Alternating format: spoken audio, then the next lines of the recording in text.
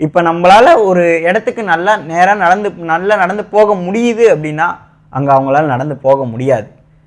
அந்த மாதிரி ஒரு சூழ்நிலைகளை வந்து அம்பேத்கரை வந்து எதிர்கொண்டிருந்தார். பிபிவி மீடியா தமிழ் சொந்தங்களுக்கு வணக்கம். இன்று மீண்டும் நம்முடன் நினைக்கிறார் சமூக செயற்பாட்டாளரும் சட்டக்கல்லூரி மாணவருமான திரு ஹரி வீரப்பன் அவர்கள். வணக்கம் ஹரி வீரப்பன் சார், எப்படி இருக்கீங்க? நல்லா இருக்கேன் சார், நீங்கள் நல்லா இருக்கீங்களா? எல்லாத்துக்கும் வணக்கம். நன்றி சார். நீங்கள் சமீபத்தில் பார்த்துருப்பீங்க, அமித்ஷா பாராளுமன்றத்தில் அம்பேத்கர் சொல்கிறது இப்போல்லாம் ஒரு பேஷனாக போச்சு. நீங்கள் அம்பேத்கருக்கு பதில் கடவுள் பேர் இருந்தால் நீங்கள் உங்களுக்கு சொர்க்கம் கிடச்சிருக்கும் அப்படின்னு சொல்லியிருக்காரு. அம்பேத்கரை பற்றி உங்கள் கருத்து என்ன சார்? ஆக்சுவலாக இது என்ன, அவர் என்ன சொல்லியிருக்காருங்கிறத நம்ம முதல்ல வந்து தெளிவாக பார்க்கணும். அதுக்கப்புறம் அவரை பற்றி நம்ம எல்லா விஷயங்களும் பார்க்குறது பெஸ்ட்டாக இருக்கும். அவர் என்ன சொல்லியிருக்காருன்னா, இப்போ அம்பேத்கருங்கிற பேரை வந்து ஃபேஷனாக பயன்படுத்துகிறீங்க, அதுக்கு கடவுளுடைய பெயரை சொல்லியிருந்தீங்கன்னா 7 ஜென்மத்துக்கும் இது சேர்ந்துருக்கும், அதாவது வாழ்ந்துருக்கலாம் அப்படிங்கிற மாதிரி அமித்ஷா அவர்கள் வந்து சொல்லியிருக்காங்க. இப்போ நம்ம இதில் என்ன பார்க்கணும்னா, அவர் எந்த வச்சு சொன்னார் அப்படிங்கிறது ஒரு தாட் இருக்குது. அதனால் எதிர்கட்சிகள் கோபமாக இது ஒரு பெரிய விவாதமாக எடுத்துகிட்டு போயிட்டுருக்காங்க. ஸோ லெட்ஸ் கெட், இப்போ அம்பேத்கர் யார் அப்படின்னு சொல்லி கேட்டிருக்கீங்க. இதை பற்றி நம்ம ஒரு சிவியரான டிஸ்கஷன் போகணும் சார். சொல்லுங்களேன், கேட்போம். அம்பேத்கர் யார் அப்படின்னா, அவர் வந்து ஒரு ஜாதி பிற்படுத்தப்பட்ட ஒரு ஜாதியில் பிறந்தவருங்கிறதுக்காக நிறைய கொடுமைகள் அனுபவிச்சிருக்காரு. அவரோட இயற்பெயரே வந்து பீமாராவ் தான், ஆனால் அம்பேத்கர் அப்படின்னு சொல்லி அறிவிச்சிருக்காங்க. அம்பேத்கர் பார்த்தீங்கன்னா வந்து சாதி அப்படிங்கிறதுக்கு வந்து அடித்தட்டு மக்களுக்கு இருந்து முன்னேறின ஒருத்தருக்கான உதாரணமே அம்பேத்கரை தான் சொல்லுவோம். அம்பேத்கர் பார்த்தீங்கன்னா அவரோட வளர்ச்சியில் வந்து அவங்களோட அப்பா, அவங்களோட டீச்சர் எல்லாருமே மிகப்பெரிய பங்காற்றியிருக்காங்க. அதனால் ஒரு இடத்துக்கு நல்லா நடந்து போக முடியுது அப்படின்னா அங்கே அவங்களால நடந்து போக முடியாது. அந்த மாதிரி ஒரு சூழ்நிலைகளை வந்து அம்பேத்கரை வந்து எதிர்கொண்டிருந்தார்.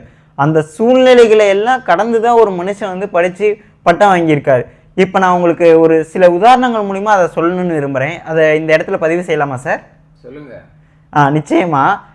அம்பேத்கர் வந்து பிறந்ததுக்கப்புறம் அவங்க அப்பா வந்து என்ன பண்ணுறாரு, இராணுவத்திலேருந்து ரிட்டையர்ட் ஆயிடுறாரு அந்த டயத்துலேருந்து.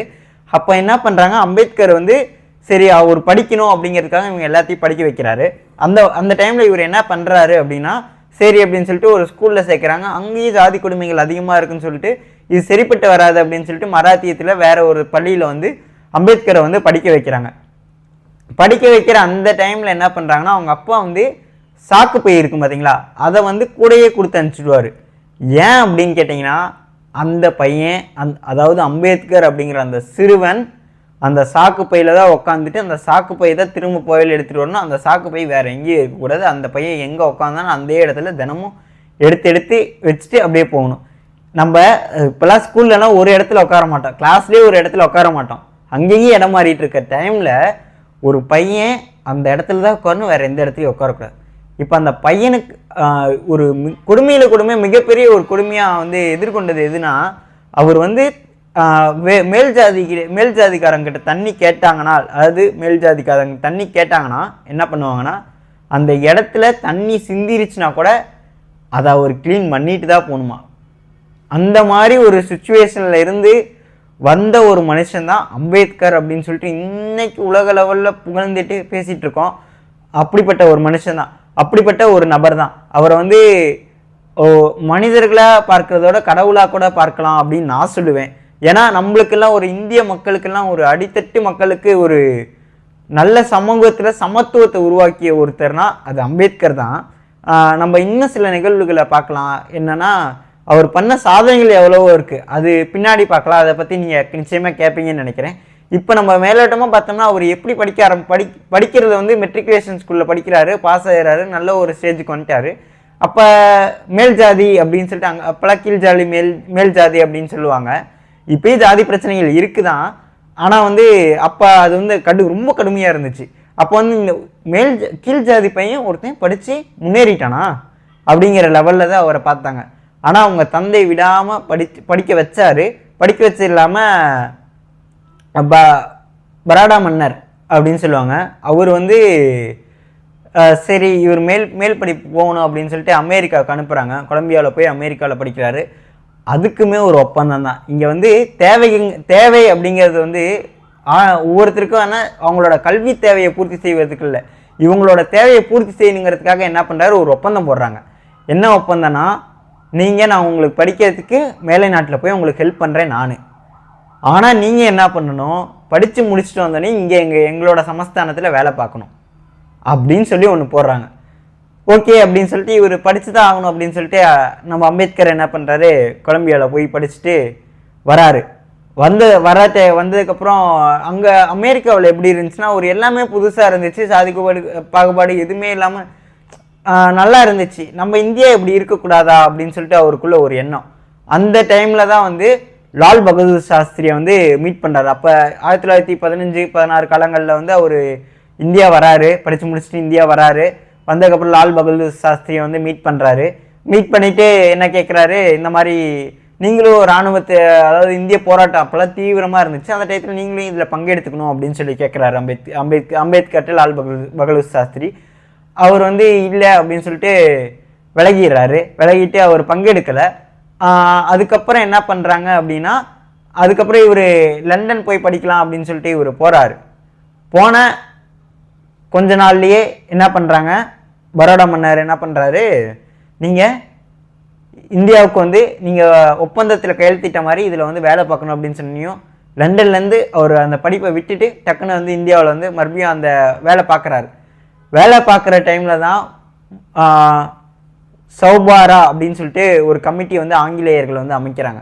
அந்த கமிட்டியில் வந்து என்ன பண்ணுறாங்க, கீழ்த்தட்டு தீண்டத்தகாதவர்கள் இதுலேருந்து அம்பேத்கரை வந்து ஒரு கமிட்டி மெம்பராக இது பண்ணி தலைவராக தேர்ந்தெடுக்கப்பட்டு என்னென்ன பிரச்சனைகள் இருக்குது அப்படிங்கிற மாதிரி ஃபேஸ் பண்ணி ஒரு இது வைக்கிறாங்க. அந்த அறிக்கையை வந்து இவர் வந்து சமர்ப்பித்தார். சமர்ப்பித்ததுக்கு அப்புறம் தான் அம்பேத்கர் அப்படிங்கிற ஒருத்தர் வந்து என்ன பண்ணுறாரு அப்படின்னா, அந்த அறிக்கைகள் வந்து எல்லாத்துலேயும் ஒரு பெரிய விவாத பொருளாக மாறுது. அந்த அறிக்கைக்கு அப்புறம் சரி, நம்ம வந்து ஒவ்வொருத்தட்டையாக அறிக்கை கொடுத்துட்டு இருக்கிறத விட நம்ம என்ன பண்ணணும் அப்படிங்கிறது வந்து அம்பேத்கர் தீர்மானிக்கிறார். அதன் காரணமாகவே மூக் நாயக் அப்படிங்கிற ஒரு பத்திரிகையை ஆரம்பிக்கிறாரு. அந்த பத்திரிகை எதுக்கு அப்படின்னு சொல்லி பார்த்தீங்கன்னா, தீண்டத்தகாதவர்கள் அப்படின்னு நம்மளை சொல்கிறாங்க, அவங்களோட கொடுமைகளையும் பிரச்சனைகளையும் நம்ம வந்து எடுத்து இங்கே சொல்லணும் அப்படின்னு சொல்லிட்டு அம்பேத்கர் அவர்களை வந்து தீர்மானிக்கிறாங்க.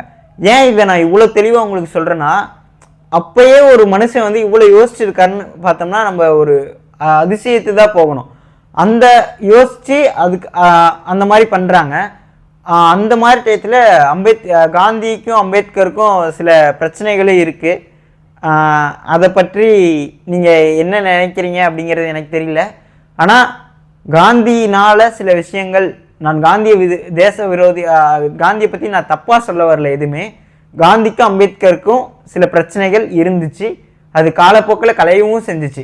1927 அம்பேத்கர் பண்ண ஒரு விஷயந்தான் நாட்டையே திரும்பி பார்க்க வச்சுச்சு.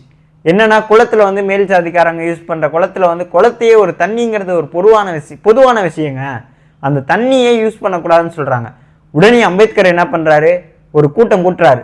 கூட்டத்தை கூட்டிகிட்டு போயிட்டு குளத்தில் போய் அந்த கூட்டத்தோடு போய் தண்ணி எடுக்கிறாங்க. இதை என்ன பண்ணுறாங்க, மத கலவரமாக மாற்றுறாங்க. இந்துக்கள் எல்லாரும் சேர்ந்து மேல் ஜாதி இந்துக்கள் அவங்க எல்லாரும் சேர்ந்து என்ன பண்ணுறாங்க, இவங்களை எல்லாத்தையும் அடித்து துரத்துறாங்க. ஒரு கலவரம் மாதிரி உருவாகுது. அப்போ ஒரு நாடே திரும்பி பார்க்குது. என்னன்னா, குளத்தில் தண்ணி எடுக்க போனதுக்காக இவ்வளோ பிரச்சனையா, அப்போ குளத்தில் இவங்க தண்ணி எடுத்துறாங்களா அப்படின்னு சொல்லிட்டு அவங்க என்ன பண்ணாங்க, மாட்டு கோமியத்தையும் சாணத்தையும் கோமியத்தையும் போட்டு சுத்தப்படுத்துறேங்கிற பேரில் பண்ணாங்க. அதையும் மாட்டு கோமியம் எல்லாம் தானே, அதை போட்டு சுத்தம் பண்ணி அந்த லெவலில் ஒரு தீண்டத்தகாத கொடுமைகளை வந்து அனுபவிச்சிருக்காங்க. சைமன் குழுன்னு ஒன்று கேள்விப்பட்டிருப்பீங்க. சைமன் குழு எக்ஸாக்டாக சைமன் குழு தான். அது வந்து இந்தியாவுக்கு வரப்போ அப்போதைய காங்கிரஸ் எல்லாருமே வந்து எதிர்த்தாங்க. ஆனால் அம்பேத்கர் ஆதரவு தெரிவித்தார். ஏன் அப்படின்னு பார்த்தீங்கன்னா, அந்த குழுவோட அறிக்கையை வந்து எடுத்துகிட்டு போய் வந்து என்ன பிரச்சனைகள் இருக்குது, இன்னும் என்னெல்லாம் பண்ணலாம் அப்படிங்கிறதுக்காக அந்த குழு அமைச்சதுக்காக அம்பேத்கர் அதை வந்து ஆதரித்தார். அடுத்த 1930 காலகட்டங்களில் காங்கிரஸ் வந்து முதல் வட்டமேசை மாநாட்டில் நாங்கள் பார்ட்டிசிபேட் பண்ண மாட்டோம்னு சொல்கிறாங்க. அம்பேத்கர் பார்ட்டிசிபேட் பண்ணுறாரு. அப்போ சில கோரிக்கைகள் வைக்கிறாரு.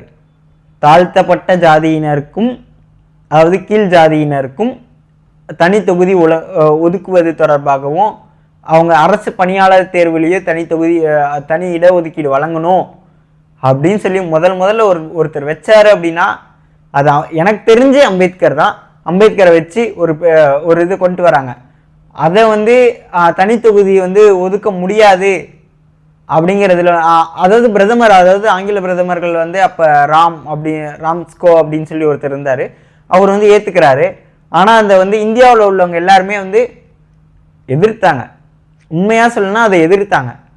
அதற்காக வந்து என்ன பண்ணுறாங்கன்னா பூனே ஒப்பந்தம் அப்படின்னு சொல்லி ஒன்று போட்டுக்கிறாங்க. உங்களுக்கு வந்து எல்லா இதுலேயும் வந்து சம பங்கு அதாவது இடஒதுக்கீடு அந்த மாதிரி இதில் வந்து தரோம் அப்படின்னு சொல்லிட்டு ஒரு ஒப்பந்தம் போடப்படுகிறது. அந்த ஒப்பந்தத்தை வந்து அம்பேத்கரும் காந்தியும் ஏற்றுக்கிட்டு இது ஒரு பாட்டாக வந்து போயிட்டு இருந்துச்சு. இந்த மாதிரி டைமில் தான் வந்து இதெல்லாம் வந்து ஒரு மெயினான இஷ்யூஸாக நம்ம பார்க்குறோம்.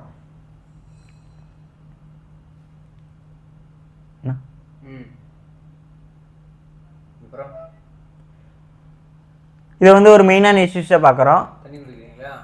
அரசியல் அமைப்பு வந்து எப்படி கிரியேட் பண்ணாங்க அப்படின்னு பார்த்தோம்னா 1940கள் காலகட்டங்களிலும் ஒரு முக்கியமான பிரச்சனைகள் இருந்துச்சு.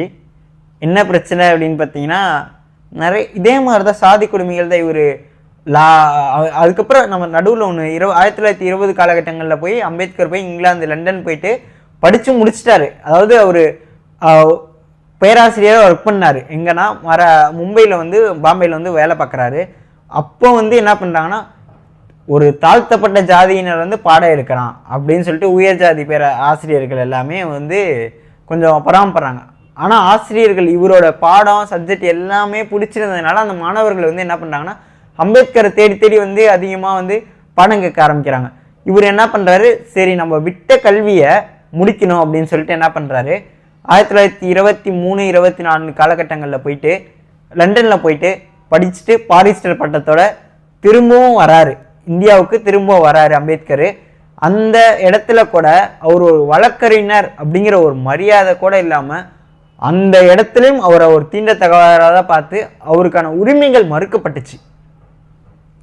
இப்போ நம்ம 1940க்கு மேற்பட்ட காலகட்டங்கள் வந்தோம்னா அம்பேத்கர் என்ன பண்ணுறாரு அப்படின்னு பார்த்தீங்கன்னா அம்பேத்கரை வந்து ஒரு அரசியல் அமைப்பு சபையில் வந்து அமைப்பு நிர்ணய சபையில் வந்து தலைவராக நியமிக்கிறாங்க 1946 காலகட்டங்களில். 1946 காலகட்டங்களில் நிர்ணயிக்கிறப்ப அப்போ வந்து அம்பேத்கர் வந்து அந்த வரைவு குழுவோட தலைவராக இருக்கார். இப்போ நம்ம ராஜேந்திர பிரசாத் எல்லாருமே சொல்கிறாங்க இந்த மாதிரி ஒரு தலைவர்கள் இருக்கணும். அம்பேத்கரை வந்து எல்லாருமே வெகுவாக பாராட்டினாங்க. ஏன்னா ஒரு அரசியல் அமைப்பு சட்டத்தில் இது ஒரு முக்கியமான பாயிண்ட் நம்ம எடுத்துக்கணும். நம்ம இந்திய அரசியல் அமைப்போட முதல் சட்டத்துறை அமைச்சர் அம்பேத்கர் தான். அவ்வளோ அளவு பொறுப்பு, அதாவது தாழ்த்தப்பட்ட ஒரு மனுஷன் ஒரு பெரிய உயரத்துக்கு கொண்டு வந்தாங்கன்னா அது அரசியல் அமைப்பு நிர்ணயிக்கப்பட்டு அந்த இதுதான். இப்போ அரசியல் அமைப்பிலுமே எவ்வளவோ செக்ஷன்ஸ் எவ்வளவோ இருக்குது. அதை எல்லாத்துக்குமே கொடுக்கணும் அப்படின்னு ஏன்னா ஒரு தாழ்த்தப்பட்டவருங்கிறதுக்காக அந்த தாழ்த்தப்பட்ட மக்களுக்கே போய் சேரணும்னு அவர் நினைக்கல. எல்லாத்துக்கும் எல்லா உரிமைகளும் கிடைக்கணும் அப்படின்னு சொல்லி கடுமையாக பாடுபட்டவர். அதாவது இதுதான் நம்ம இதுவரையிலும் அம்பேத்கரை பற்றி நம்ம தெரிஞ்சுக்க வேண்டியது. நீங்கள் கேட்டீங்க அம்பேத்கரை பற்றி சொல்லுங்கள் அப்படின்னு சொல்லிட்டு. அம்பேத்கரை பற்றி இதுவே அதிகமான ஒரு டேட்டாஸாக நான் நினைக்கிறேன். ரொம்ப நன்றிங்க. இப்போ அம்பேத்கர் வந்து ஒரு ஃபேஷனாக பயன்படுத்துகிறாங்கன்னு சொன்னார் இல்லையா அமித்ஷா, அதை எப்படி பார்க்குறீங்க? அவர் வந்து ஃபேஷனா இல்லை பேஷன் ஆஃப் தி நேஷனா சொல்லுங்கள். அதாவது நம்ம இதில் ஒரு என்னன்னா அம்பேத்கரை வந்து பார்த்தீங்கன்னா ஃபேஷனாக பயன்படுத்துகிறாங்க அப்படின்னு சொல்கிறாரு. அதை பற்றி நான் கருத்து சொல்ல விரும்பலை. ஆனால் இங்கே வந்து என்ன பண்ணுறாங்கன்னா நம்ம இந்தியாவில் அரசியல் அப்படிங்கிற ஒரு சாயத்திற்காக அம்பேத்கரை பயன்படுத்துகிறாங்க நிறைய பேர். ஆனால் யாரையும் குறிப்பிட்டு எந்த ஒரு அரசியல் கட்சிகளை சார்ந்து சொல்லவில்லை, பயன்படுத்துபவர்களை நான் சொல்கிறேன். அவர் ஒரு சாதிய தலைவராக பார்க்குறாங்க நிறைய பேர். ஆனால் அவர் ஒரு சாதிய தலைவர் இல்லை, ஒரு சமத்துவத்தின் தலைவர்.